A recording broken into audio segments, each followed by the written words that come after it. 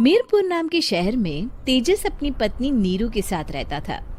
पति पत्नी दोनों ही नौकरी करते थे। एक दिन तेजस गांव अपनी माँ के पास हेलो, प्रणाम माँ।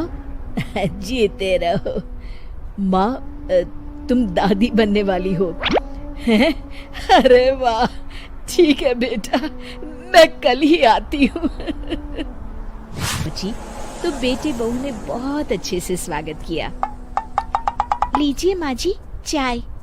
अरे गर्मा गर्म पकोड़े ले आओ माँ के लिए। नीरू रसोई में गई और 2 मिनट में ही पकोड़े ले आई। जादू से बनाए हैं क्या? अभी तो रसोई में गई थी। यम्मी। माँ जी, शीला रसोई में पकोड़े तल रही है, मैं बस लेकर आई। हे भगवान, मेरा धर्म भ्रष्ट कर दिया तूने। अब तो गंगा जल से शुद्धिकरण करना होगा। दूसरे दिन, माँ जी मैंने नाश्ता बना दिया है, ऑफिस जा रही हूँ। पर अभी तो घर का सारा काम पड़ा है। शीला आती ही होगी, झाड़ू पोछा बर्तन कपड़े वो सब कर लेगी। हमारे जमाने में घर का सारा काम हम ही करते थे। जी माँ जी, आप बहुत होशियार हैं, मैं घर ऑफिस दोनों नहीं संभाल पाती। तो जरूरत क्या है घर से बाहर जाकर चाकरी करने की? वैसे भी घर का काम खुद करने से घर में बरकत आती है, समझी?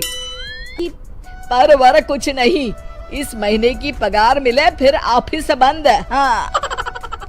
रात को नीरू तेजस से कहती है, सुनिए जी, माँ जी बोल रही थी कि मैं नौकरी छोड़ दूं। वैसे ठीक ही तो है, अभी तुम्हें आराम की जरूरत है। फिर भी आराम कहाँ, शीला को छुड़ाने के लिए बोल रही थी। तो अब 24 घंटे में इतना काम तो कर ही सकती हो। पर जॉब पसंद है मुझे, घर पर मन नहीं लगेगा। अगले दिन जब दोनों ऑफिस के लिए निकल रहे थे, मेरी तो कोई कीमत ही नहीं है इस घर में। माँ जी, आजकल महंगाई बहुत है, रहन सहन भी बदल गया है, दोनों नौकरी करते हैं तभी ठीक रहता है। अच्छा, तू कहना क्या चाहती है? मेरा बेटा तुझे बिठा के खिला नहीं सकता? क्या खर्च चला रही है, हैं? नहीं माँ जी, मेरा वो मतलब नहीं था। मतलब खूब समझती हूँ, ये बाल धूप में सफेद नहीं किए मैंने। हाँ। अब तो ये रोज का काम हो गया था। तेजस भी रोज की झिकझिक से परेशान हो गया था। एक दिन उसने कहा, नीरू, वैसे भी तुम्हें मैटरनिटी लीव मिलने वाली है, तो अभी से ही छुट्टी ले लो। पर क्या, मेरी सैलरी अच्छी खासी है। आखिर नीरू ने रिजाइन कर दिया। जब बच्चा हुआ तो घर में सब बहुत खुश हुए। कुछ दिनों बाद तेजस फाइल देख रहा था। क्या हुआ तेजस, कुछ परेशान लग रहे हो? अब हाँ, वो हमारी जितनी सेविंग्स थी वो तो हॉस्पिटल में और छठी के फंक्शन में खत्म हो गई है नीरू। और अभी वैसे मंदी चल रही है तो मैं बोल रही थी कल मुन्ना को हेपेटाइटिस का टीका लगवाना है।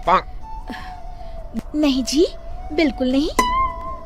अब तेजस को समझ में आ रहा था कि उससे गलती हुई है।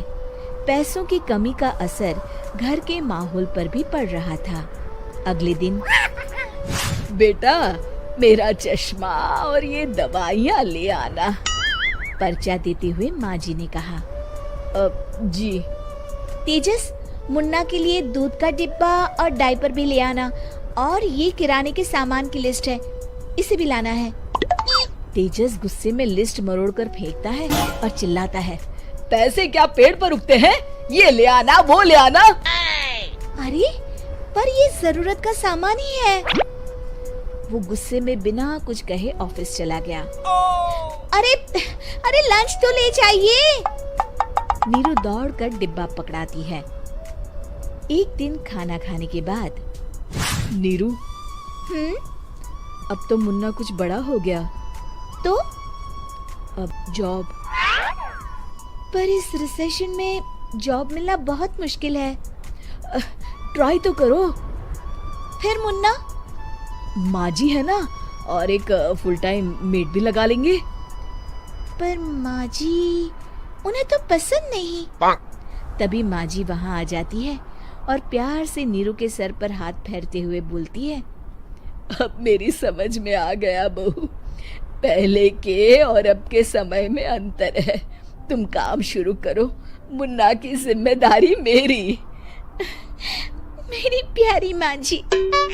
ये कहकर नीरू उनके गले लग गई। शिक्षा, परिवर्तन संसार का नियम है, हमें भी समय के साथ चलना चाहिए। उम्मीद है कि आपको हमारी ये कहानी पसंद आई होगी। कृपया हमारे चैनल को सब्सक्राइब करें और सभी अपडेट्स के लिए बेल आइकन जरूर क्लिक करें। और हाँ, वीडियो लाइक और शेयर करना